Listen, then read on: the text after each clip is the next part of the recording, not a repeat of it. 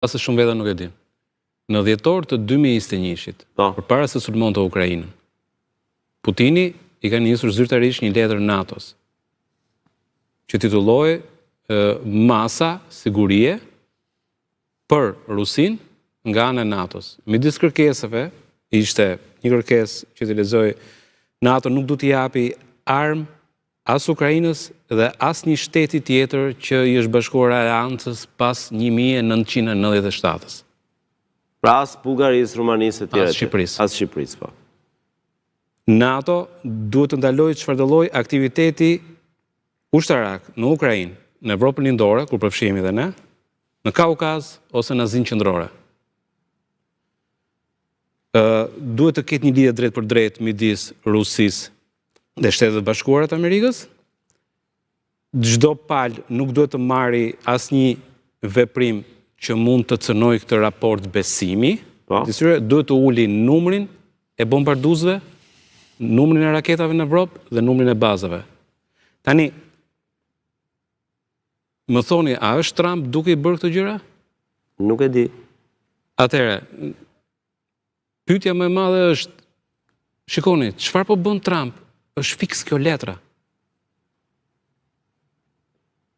Çdo kërkesë aty, ti ke sekretarin e mbrojtjes amerikan, Hegseth, i cili para disa ditësh i dha urdhër cyber security që ndaloni çfarëdo lloj operacioni ndaj Rusisë. Operacioni për cyber attack, për këto sulmet kibernetike. Që nuk kanë të bëjnë vetëm me sistemin financiar, por edhe me sisteme tjera. Ndaloni çfarëdo lloj veprimi, edhe nëse ju sulmojnë, mos veproni.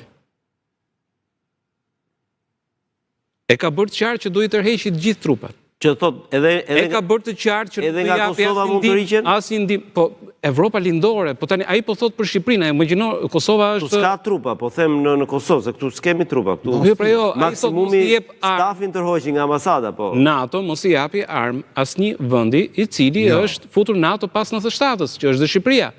Kosova s'diskutohet. Dhe aty ka një kërkesë që thot, ndaloni aktivitetin ushtarak në Ukrainë. Tani, unë kuptoj pozicionin tani që thot Trumpi në 2015 lufta mbaroi. Trump, sipas vetë biografit ti, ka folur 8 herë me Putinin në telefon, gjatë kohës që nuk ishte president, nga 2021 deri në 2024. Trump ka qenë ai i cili ka blokuar në Kongres ndihmën për Ukrainën një vit rresht republikanët nuk e votonin sepse kishin majorancë në Kongres. Apo se mbani mend si ngjarje? Po. Jo, ai e kishte paralajmëruar sa të vinte do të priste, nuk është se nuk i ka. Po e bllokoi. Po. E bllokoi megjithse ishte një pak a shumë palët kishin rënë dakord ndërhyrje të Mike Johnson që ishte.